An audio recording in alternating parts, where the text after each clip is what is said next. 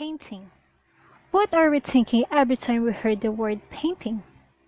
Is it about drawing, coloring, or anything that has an object and at the same time a color? By the way, I assume that we all know that painting can be darker or colorful, and so that it emphasizes interpreters' emotion. In this topic, we will talk about some questions like what is the nature of painting and how did it start? So let's find out. So what is the nature of painting? The nature of painting is widely and broad. According to the experience of James Abbott McNeill Whistler, he was dissatisfied from the teachings on his teacher named Gustave Courbet because it seems like the teachings are lacking of creativity. Hence, Whistler intends to conduct an experimentation that make Whistler concerned with nature of painting than painting of nature. Thus, he would form an image of the painting in his mind to the fullest extent possible, and then would create an evocative, suggestive masterwork in the studio. This was the period during which he completed many of his famous nocturnes. I think it only says that painting will continuously growing. How? In Whistler's case, he intends to make his painting more creative and meaningful. Here is the work of James Abbott McNeill Whistler, named Nocturnes. Therefore, the nature of painting requires to be more gradual and to express the perfect form of its beauty coming from the painting rather than translating this into words. Hence, the painting can touch someone's feeling by not verbalizing it. In addition, the painter once said, "The value of painting are always related in my knowledge that I gained in the work of the lifetime." So the word gradual means that it is changing, so the painting does. The painting will always require creativity of every work so that the vibe is like the painter's gonna touch someone's heart. So now let's proceed to the definition of the word painting. It says that in art, the term painting describes both the act of painting, using either a brush or other implement such as palette knife, sponge, or airbrush to apply the paint, and the result of the action, the painting as an object. A painting is an image or artwork created using pigments, color, on a surface or ground such as paper or canvas. The pigment may be in a wet form such as paint or dry form such as pastels. So if you will do a painting, it requires tools such as brush, palette, and so on. But also, the painting is also the result of the action. How? For me, it is based on cause and effect cases. For instance, the context is love. Then the painter is such a hopeless romantic, and this may be a stand for the cause. And what is the effect?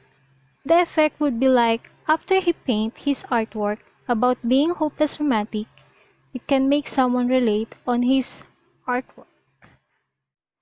According to Britannica, painting is the expression of ideas and emotions with the creation of certain aesthetic qualities.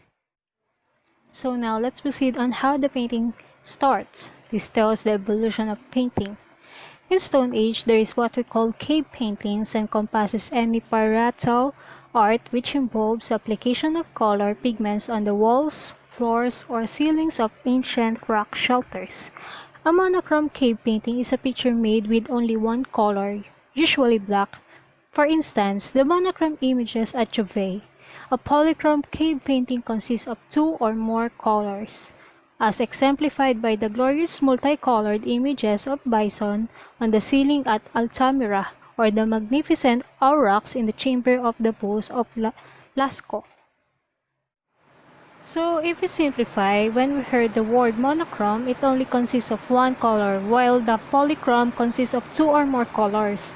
Hence, the cave painting usually found in France where the prehistoric art was discovered. The aurochs is a kind of animal that is a large bull, but it was now already extinct. So, in left side, we will see an image of a rhino wherein it was painted in a monochrome way because it only shows one color, which is black. while the right side is the image of bison head, which they applied the polychrome that consists of brown, red, yellow, and black. So the question is, why do hunter-gatherers paint images of large animals on the walls of caves? Based on the evidence, it is not only about decorative purposes, but also it is about under religion and magic, but no one knows the precise motive. Fresco 1800 before Christ until 1600 Anno Domini. Bone or true fresco is when artists use pure pigments and water to paint on wet plaster. The painting literally becomes part of the plaster wall or ceiling. Because fresco is essentially part of the wall, it cannot be moved and is often damaged due to the settling and cracking that occurs to plaster over time. So, after cave paintings, we have fresco, which it exists in before Christ era, proceeding to Anno Domini. This time, they use pure pigment and water to paint on wet plaster. A fresco is essentially part of a wall, so the cracks occurs over time. So you will see in the examples of fresco painting, I'm sure that you are familiar with this, especially the Michelangelo's fresco painting entitled The Creation of Adam. As we observe, now they see the cracks and it's really visible.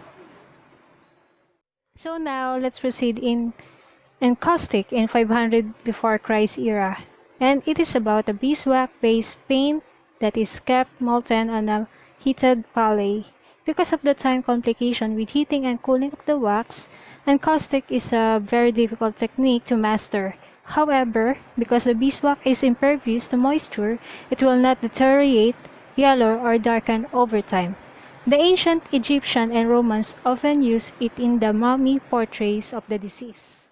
So, in this time, the mediums of this encaustic painting are hard to master, yet it can be well preserved over time. So, as you can see at the picture, the natural color of these beeswax paintings are in steel. So, let's proceed in tempera in 400 Anno Domini. It is also known as egg tempera. It's a permanent, fast-drying painting medium consisting of colored pigments mixed with egg yolk. It is normally applied in thin, semi-opaque, or transparent layers. Tempera painting was the painting method of choice until the invention of oil painting. So, if we simplify, the tempera is made by eggs, and it is now fast-drying painting.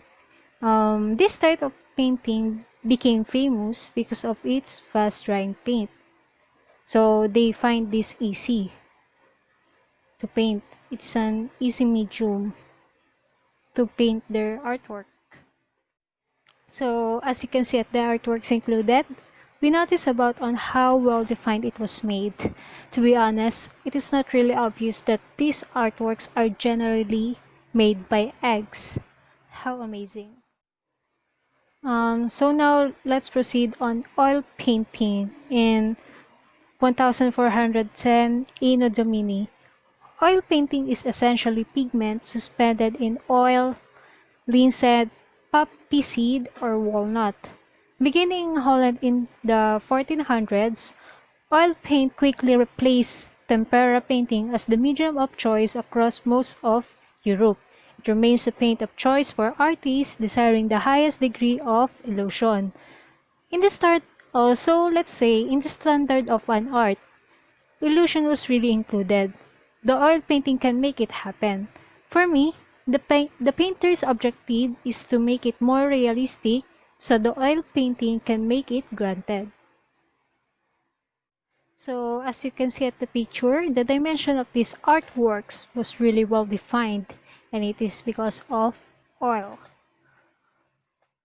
So now let's proceed in the latest medium of painting, which is the acrylic paint, and it exists in 1940. Acrylic is a fast-drying paint containing pigment suspended in acrylic polymer emulsion or plastic, and is one of the wonders of the modern age. Now, in the 21st century, the painters mostly using the acrylic paint. So, as you can see at the artworks, they are really well defined, and it is really familiar because this type of acrylic paint is really a trend right now. Classifications of paintings. First, history painting. Religious, historical, or allegorical work with a moral message. Traditionally, the most respected of all the genres. History painting is not limited to pictures depicting historical scenes.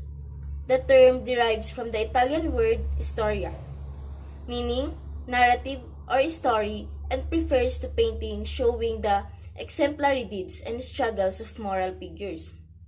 It includes Christian imagery involving biblical figures, as well as mythological painting involving mythical or pagan divinities, and real-life historical figures. History paintings, traditionally large-scale public works, aim to elevate the morals of the community. Next, portrait art. Portrait art includes pictures of people, deities, or mythological figures in human form. The genre includes group portraits as well as those of individuals. A portrait of an individual may be face only, or head and shoulders, or full body. Academic portraiture is executed according to certain conventions concerning dress, the position of hands, and other details. This genre was practiced by artists of almost all movements, typically in a true-to-life or realist style. 19th century portraits also mirrored the realist style of the day, while later we see a number of fine impressionist portraits, along with even more colorful expressionist portraits, including the portraits painted by Picasso. It also includes individual group or self-portraits. Third, the genre painting. Scenes of everyday life. Genre painting or genre scenes refers to pictures that portray ordinary scenes of everyday life. Subjects include domestic settings, interiors, celebrations, tavern scenes, markets, and other street situations.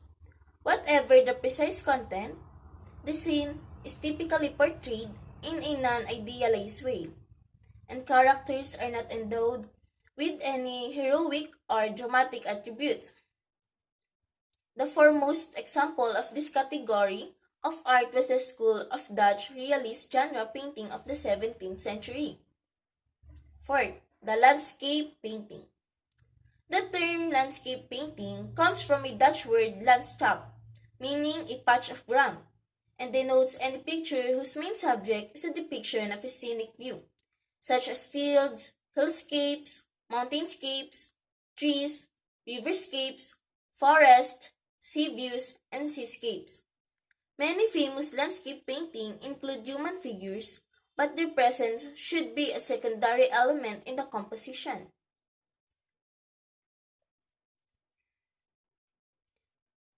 Next, still life painting. A still life painting typically comprises an arrangement of objects, such as flowers or any group of mundane objects, laid out on a table. It derives from the Dutch word still even, a term used in 17th century. Dutch painting to describe pictures previously entitled fruit or flower pieces. A form of still life painting that contains biblical or moral messages is known as vanitas painting, as practiced by exponents of Dutch realism like Herman van Steenwyck, Peter Kleist, John Davids de Him, Willem Kalf, and Willem Hedda, an arrangement of the most stick objects or everyday items. Types of painting. Part of the appreciation of fine art is the range of art styles to admire and choose from. As a fan of art, you will enjoy the experience more when you understand which particular art style you happen to be viewing at the moment. Here is an overview of 7 popular painting styles in no particular order. Realism art, aka naturalism, is a style of art regarded by most as real art. This is because it attempts to portray the subject as it actually appears in real life, but stops short of appearing like a photograph. Realism art is without stylization or following the rules of formal artistic theory. Instead, the artist spends a fair amount of time and effort paying attention to creating an accurate depiction of life, forms and objects, perspective creating the illusion of reality, good composition, lights and darks, and color and tone. Photorealism art. Photorealism, aka superrealism, sharp focus realism, hyperrealism, is an art style where the artwork looks as realistic as photo. The illusion of reality is so minutely fine-tuned that the painting looks exactly like a large, sharply focused photograph on canvas or other paint spot. It is a style where careful detail down to the light grain of sand on the seashore or the pores and wrinkles on a person's face has been included. Nothing is left out or too insignificant or unimportant to not be included in the composition. Photorealism is the realistic. Photorealism as a style of art became a movement in late 1960s and early 1970s in America. Painterly. Painterly is an art style characterized by visible brushstrokes and texture left in the paint medium. Artworks featuring this art style can be created using oils, acrylics, watercolors, or any medium where a brush is used. In the past, early painters took great pains to eliminate brush strokes or texture from their paintings by working and blending their paint. Not so with painterly artists. They make no attempt to hide their brushwork that has been loosely and quickly applied. The paint doesn't have to be applied in a thick manner, either thin layers of paint work just as well using the painterly art style. Impressionism painting. Impressionism is a style of painting that has the appearance of being rough and unfinished, and characterized by small, thin, visible brushstrokes. The subject matter is usually of common and ordinary subjects with an emphasis on the accurate depiction of light. Impressionistic paintings are often painted outdoors to capture the natural sunlight and color of their subjects. Black is rarely used since Impressionist artists prefer mixing and using dark tones and complementary colors. Impressionism is more a representation of an artist's impression. It does not try to be accurate in its detail, but rather is more like an expression of the heart. Abstract art. Abstract art, also called modern or contemporary art, is art that doesn't resemble anything from real life. It's an art style that is intentionally non-representational and seeks to achieve its point or subject using shapes, forms, colors, and textures. Every object on the canvas is represented by either colors and or shapes. For example, colors can represent emotions and shapes can symbolize objects. The purpose of abstract is to let the viewer interpret its meaning for him or for herself. And its worst, abstract art looks like an accidental mess of paint. At its best, it has an impact that strikes you from the moment you see it. Surrealism. Surrealism is a modern art style of painting that juxtaposes various abstract concepts together to give a startling effect. It is characterized by fully recognizable images which are realistically painted, taking out of their normal setting and context when reassembled or organized within an ambiguous, paradoxical, or shocking framework. Surrealist paintings are often illogical and express imaginative dreams with visions that emphasize the subconscious rather than rational. Surrealism originated in France and flourished as an art movement in the early 20th century. Last, pop art. Pop art is a modern art style that started back in the 1950s and draws inspiration from commercial and consumer aspects of everyday life, especially in the American culture. Such imagery included advertising, mass media, comic books, celebrities, and elements of popular culture like magazines, movies, and even bottles and cans. Pop art paintings tend to focus on bold colors and realistic imagery. There is usually no hidden meaning in the composition, either, and pop artists rarely use any of traditional techniques of perspective to create an illusion of realism in the painting. Some pop artists use mass production techniques such as silk screening to replicate their works, mirror the manufacturing process of consumer goods because of its use of commercial imagery. Pop art is one of the most recognizable styles of modern art. Famous artist in painting. Leonardo da Vinci. Leonardo da Vinci is an Italian painter, draftsman, sculptor, architect, and engineer whose genius, perhaps more than that of any figure, epitomized the Renaissance humanist ideal. His Last Supper and Mona Lisa are among the most widely popular and influential paintings of the Renaissance. His notebooks reveal a spirit of scientific inquiry and a mechanical inventiveness that were centuries ahead of their time. Leonardo created the most famous portrait in the world, the Mona Lisa, as well as his mural painting The Last Supper, which depicts Jesus and his disciples. For the Mona Lisa, Leonardo used the painting techniques called sfumato, which blends light and dark seamlessly with no hard lines or contours. The Last Supper was painted using the technique tempura on a panel in the rectory of Santa Maria del Grazie in Milan. Vincent van Gogh. Vincent van Gogh was a Dutch post-impressionist painter who is among the most famous and influential figures in the history of Western art.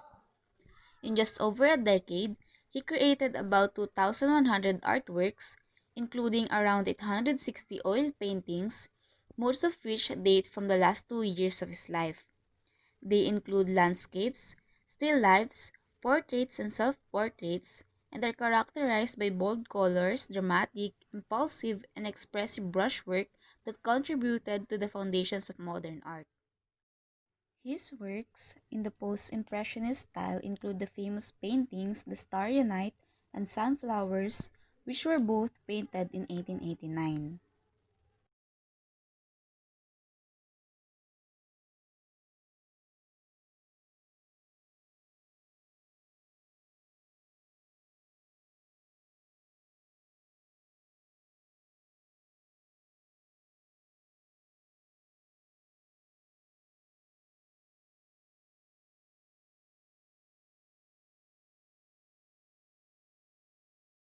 Raffaello Sancho da Urbino, also known as Raphael, was an Italian painter and architect of the High Renaissance.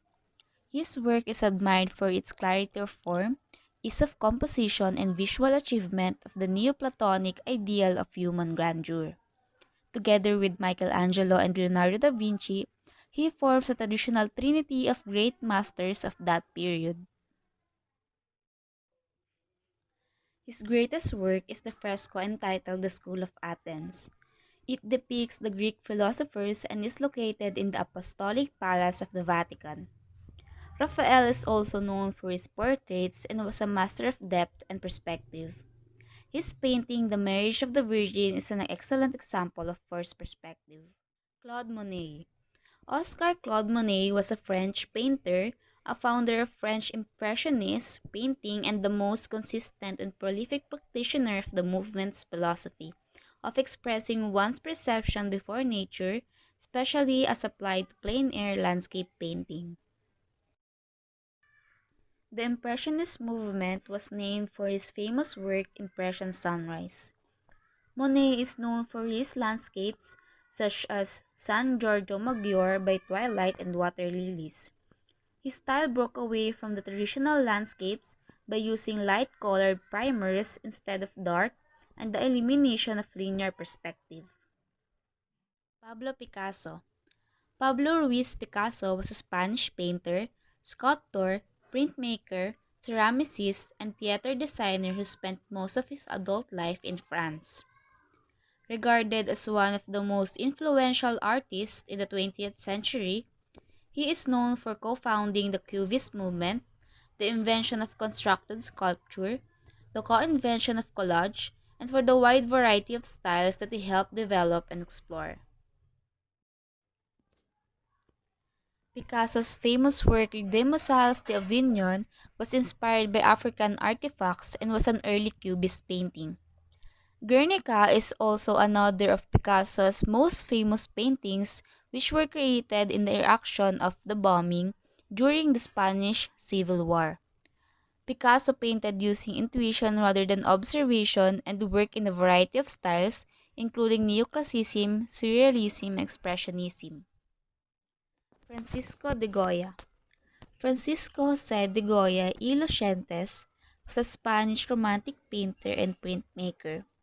He is considered the most important Spanish artist of the late 18th and early 19th century, and throughout his long career was a commentator and chronicler of his era. Immensely successful in his lifetime, Goya is often referred to as both the last of the old masters and the first of the moderns. He was also one of the great portraitists of his time. La Maja Desnuda o the Nude Maja has been described as the first totally profane life-size female nude in the Western art without pretense to allegorical or mythological meaning, while his painting Saturn devouring his son is inspired by a Roman god. Elements and principle of painting. The elements of art are the visual tools that the artist uses to create a composition, while the principle of art represents how the artist uses the elements of art to create an effect and to help convey the artist's intent. Here are the elements of painting. First, color. Color is at the heart of every painting.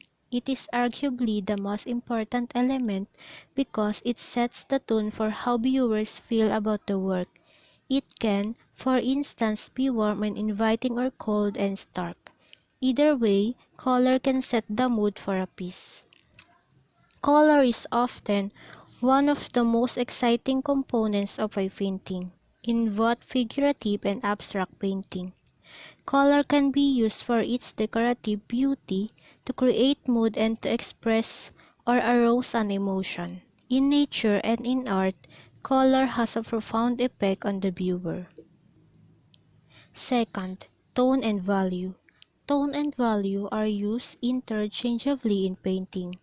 It is essentially how light or dark a paint is when you strip away the color. Understanding how to use it can greatly affect the way your art is perceived.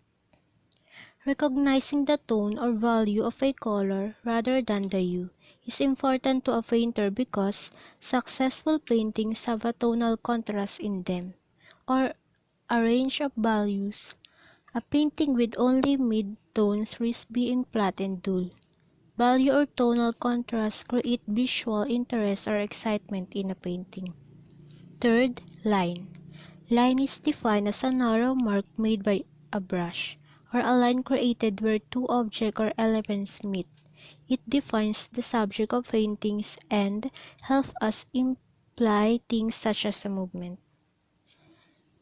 Lines are much more than the contour of objects. When looking at any artwork, each edge between different colors or different shapes can be seen as a line. So lines not only define objects but also determine the composition of the painting. Fourth, shape. Shape is an enclosed area that is made when lines meet. When the shape takes on a third dimension, as in sculpture or some mixed media, we then also have form. Additionally, shapes may be either geometric or organic. Shapes can play important roles in the creation of art. They help to create complex drawings and paintings affect composition and contribute to the balance within a work. Fifth, space. Space is another crucial element in any art, and it can be used to great effect in paintings. When thinking about space in art, we think of the balance between positive and negative space. Space in an artwork of art refers to a feeling of depth or three dimensions. It can also refer to the artist's use of the area within the picture plane. The area around the primary object in a work of art is known as negative space, while the space occupied by the primary object is known as positive space. 6. Texture. Texture can be interpreted as a pattern within the painting or the brushstroke themselves. Texture is the feel, appearance, or consistency of a surface. Artists use texture to add depth, interest, or balance to different areas of their artwork. 7th, composition. Composition is the arrangement of painting, where you place the subject, how the background elements support it, and every little piece that you add to the canvas become part of the composition. It is critical to how the work is perceived. Composition gives layout and structure to each art piece, and also affects the way the subject is perceived and understood. It leads the eye of the observer through the image and emphasizes the focal point.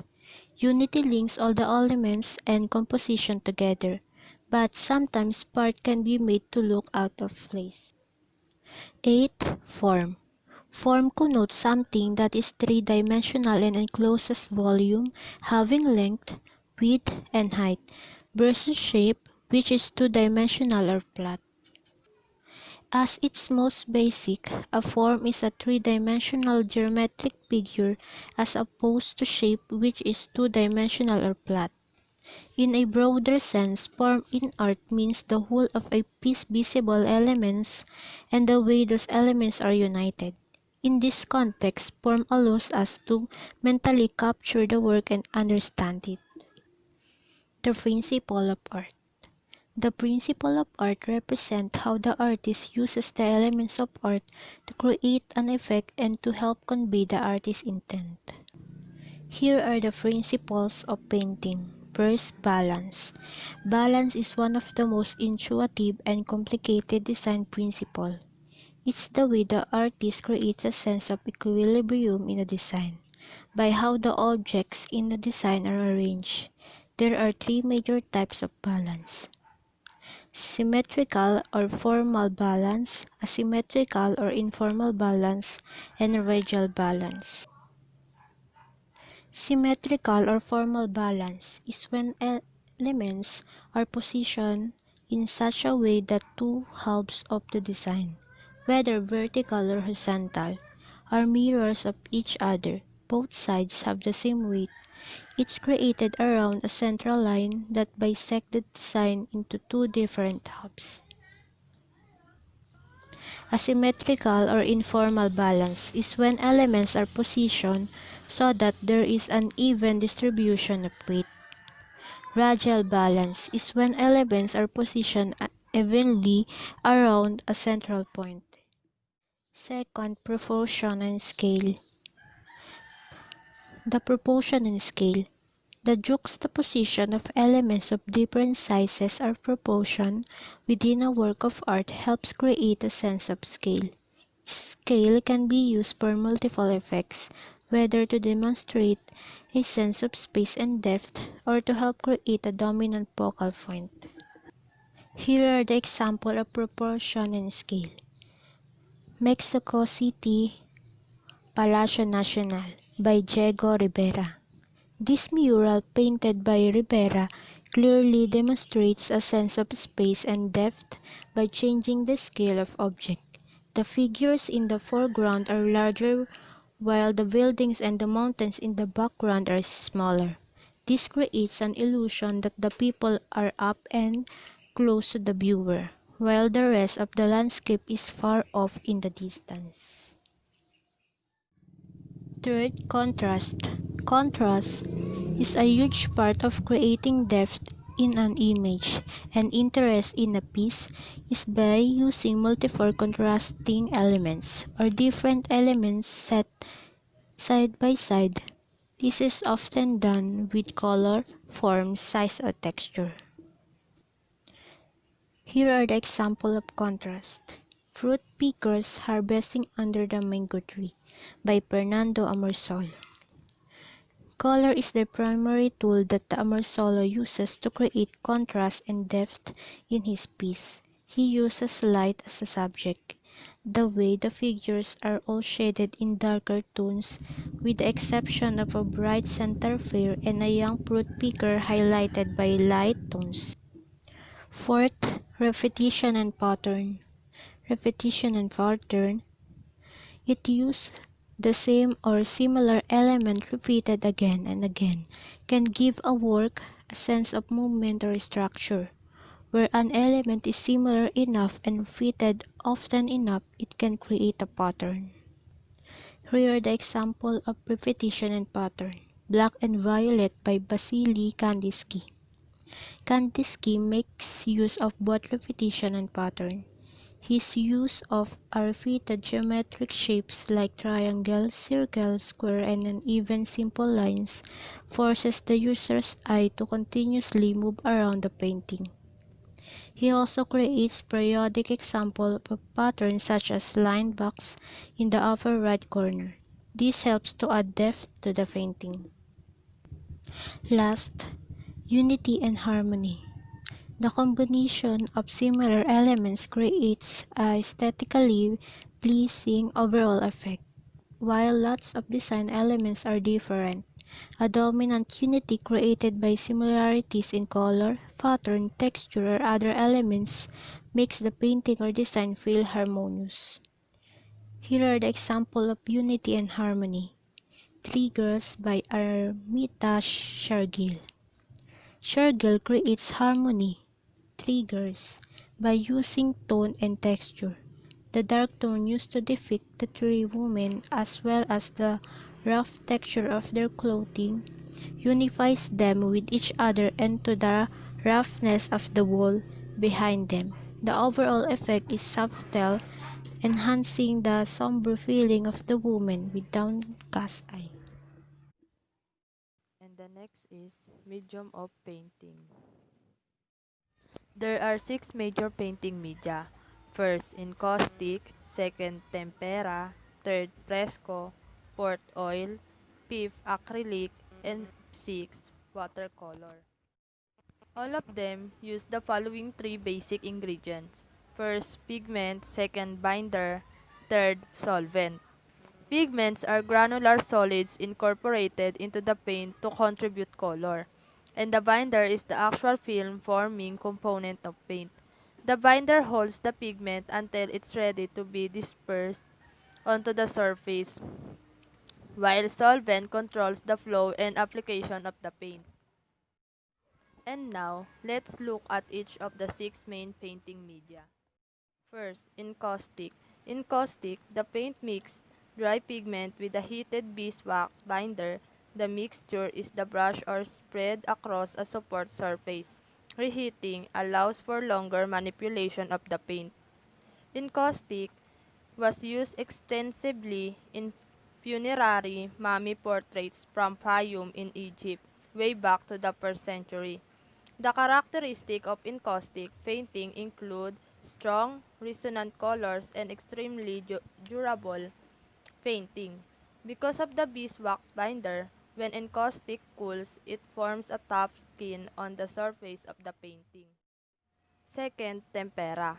Tempera paint combines pigment with an egg yolk binder, then thinned and released with water. Unlike encaustic, tempera has been used for thousands of years. It dries quickly to a durable matte finish. Tempera painting are traditionally applied in successive thin layers, called glazes, painstakingly built up using networks of across hatch lines.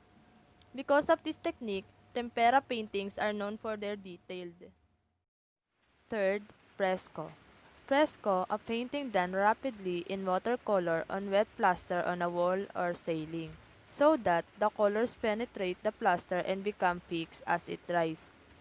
This medium has been used for thousands of years, but is most associated with its use in Christian image during the Renaissance period in Europe.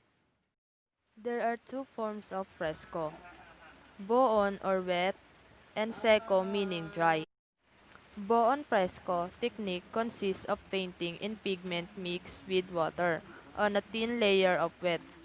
Fresh lime, mortar, or plaster, the pigment is applied to absorb by the wet plaster. After a number of hours, the plaster dries and reacts with the air. It is this chemical reaction that fixes the pigment particles in the plaster. Because of the chemical makeup of the plaster, a binder is not required. Buon fresco is more stable because the pigment becomes part of the wall itself. While secco fresco refers to painting an image on the surface of a dry plaster wall. This medium requires a binder since the pigment is not mixed into the wet plaster. Egg tempera is the most common binder used for this purpose. It was also common to use secco fresco over buon fresco murals in order to repair damage or make slight changes to the original. And the next is oil. Oil painting was thought to have developed in Europe during the 15th century. Oil paint is the most versatile of all the painting media. It uses pigment mixed with a binder of linseed oil. Some of the qualities of oil paint include a wide range of pigment choices, its ability to be thinned down and applied in almost transparent glazes, as well as used straight from the tube, built up in thick layers. Fifth, acrylic. Acrylic paint was developed in the 1950s and became an alternative to oils. Pigment is suspended in an acrylic polymer emulsion binder and uses water as the vehicle. The acrylic polymer has characteristics like rubber or plastic. Acrylic paints offer the body, color, and durability of oils without the expense, mess, and toxicity issues of using heavy solvent to mix them. One major difference is the relatively fast drying time of acrylics. They are water soluble but once dry become impervious to water or other solvents. Moreover, acrylic paints adhere to many different surfaces and are extremely durable. Acrylic will not crack or yellow over time. And lastly, watercolor. Watercolor is the most sensitive of the painting media. It reacts to the lightest touch of the artist and can become an overworked mess in a moment. There are two kinds of watercolor media, transparent and opaque. Transparent watercolor operates in a reverse relationship to the other painting media. It is traditionally applied to a paper support and relies on the whiteness of the paper to reflect light back through the applied color, while opaque paints reflect light off the skin of the paint itself. Watercolor consists of pigment and a binder of gum arabic, a water-soluble compound made from the sap of the acacia tree. It dissolves easily in water.